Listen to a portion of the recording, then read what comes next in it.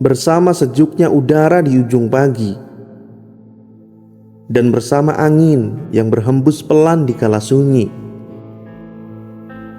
Tingginya langit akan menjadi saksi dalam kisah seorang pemuda yang menambatkan hati. Bukanlah kepada makhluk serupa bidadari, melainkan hanya kepadanya sang penguasa hati. Aku mungkin tidak begitu memahami, namun hatiku selalu tersentuh jika mengingatnya kembali. Anakku, apakah engkau tahu siapakah dia pemuda idaman hati? Seseorang yang ku tahu begitu hebat cara berbakti kepada kedua orang tuanya sebelum dia pergi menghadap Ilahi. Anggapan sebagian temannya yang selalu menyebut dirinya sebagai anak mami tidak pernah dia hiraukan dan hanya fokus dengan apa yang ia jalani. Karena dia tahu dalam tubuhnya ada sebuah penyakit yang tidak ingin orang ketahui. Kecerdasannya di atas rata-rata orang pada umumnya. Bahkan aku belum memiliki alat komunikasi, dia sudah mampu menciptakan 3G. Tawaran dari luar negeri seakan tidak pernah berhenti, namun dia memilih untuk tidak mau pergi. Aku selalu dibuat heran dengan semua keputusannya. Iya, aku beruntung menjadi orang yang pernah mengenalnya dan sering berbincang dengannya. Tutur dan sikapnya yang lembut membuatnya sangat disukai. Ditambah wajahnya yang begitu tampan dan sangat penyayang.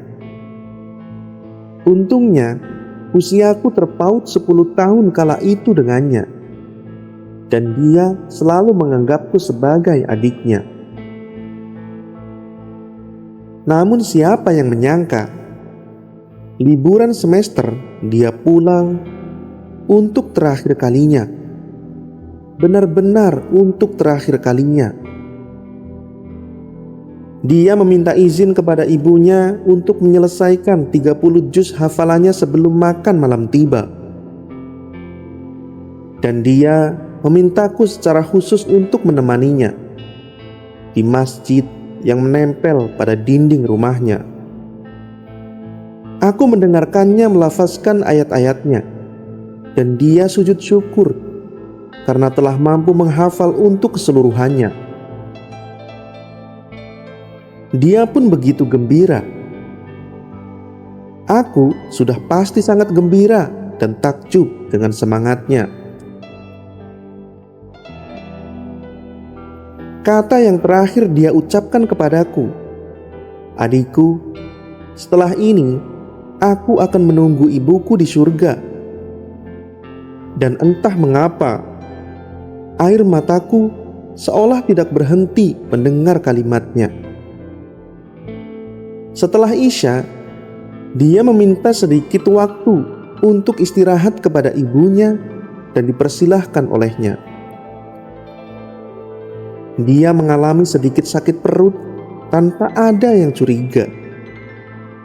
Dan siapa yang menyangka dia tertidur untuk selamanya. Dia tidak lagi terbangun setelahnya dan menyisakan kesedihan yang dalam, terutama untuk ibunya. Benar apa yang telah dikatakan olehnya, bahwa setelah ini dia akan menunggu ibunya di surga.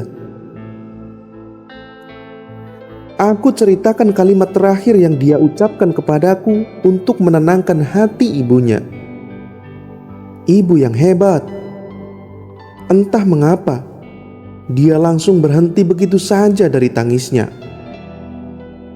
Dan di sela-sela kebingunganku saat itu, aku hanya bertanya-tanya dalam benakku, sebahagiakah ini seorang ibu mendengar akan ditunggu oleh putranya di surga? Dan setelah memandikan jenazahnya, ibunya lalu menghampiriku dan bertanya, "Nak, apakah putraku lebih dirindukan surga?"